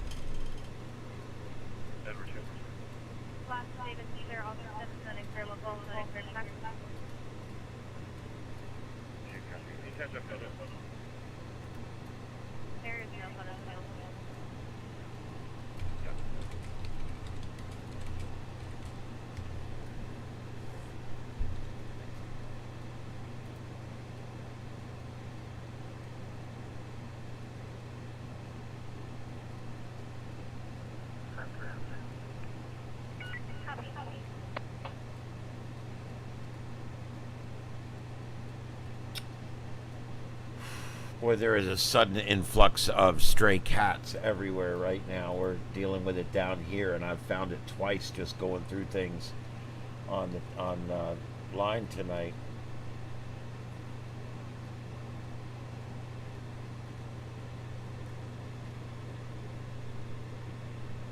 All right. Guys, I don't know what else to tell you, but I am going to go ahead and be signing off here in just a minute. It's 11:16 local time. If anybody has anything else, throw it in the chat room real quick.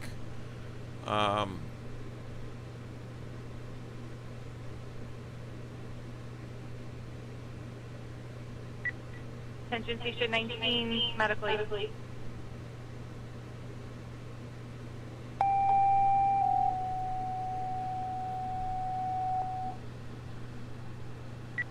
Attention Station 19, medical aid at 16015 Mefford Lane, crosses Main Street, from at page H. Henry 10A Adam for a 91-year-old female feeling dizzy.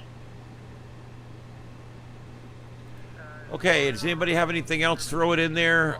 Yeah, I would like to stay on a little while longer, but the truth is there is going to be no more video. This is what it is. It's going out now, and it was a short duration event. But anyway, let's just hope everybody was okay out there. That's pretty much where I'm at right now. Let's just hope everybody got out. And 217 brush 3 are available. Releasing the tag. Okay, that was that brush fire they were going to. Structure fire response. Copy. Believe it or not, I still have an hour and a half of work to do tonight before I go to bed, because he needs that stuff in the morning. So, all right, well, there you go. There is no more severe weather to talk about, really. There's no more tornado warnings or anything. Yeah, YouTube be like spinning. Guys, there's something wrong with YouTube. I even went on. I went on a little while ago, and I actually went on a little while ago and showed everybody that my speed test, I still had 900 gigabits available up and down, and my bandwidth inside my computer, I'm only using 25% of my processor, so it's not here. I was having the same problem over there, and now I'm starting to wonder if it's over there that was having the problem, because everything seemed fine here, but the playback was all messed up. And I'm getting a thing that says that what I was sending wasn't good. I've gotten that error 3 or 4 times tonight during this show, which I never get on this computer. So I happen to think that there's something going on with YouTube, with the platform tonight. Now, hopefully they'll get it resolved. I have complete faith that they will.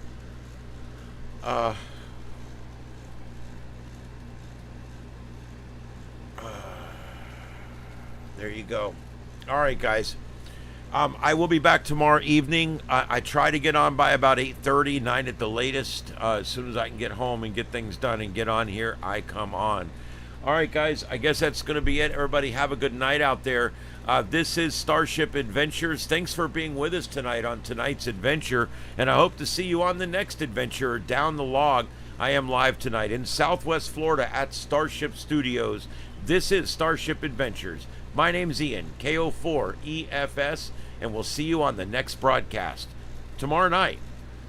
Have a good one. KO4EFS saying 7 3s.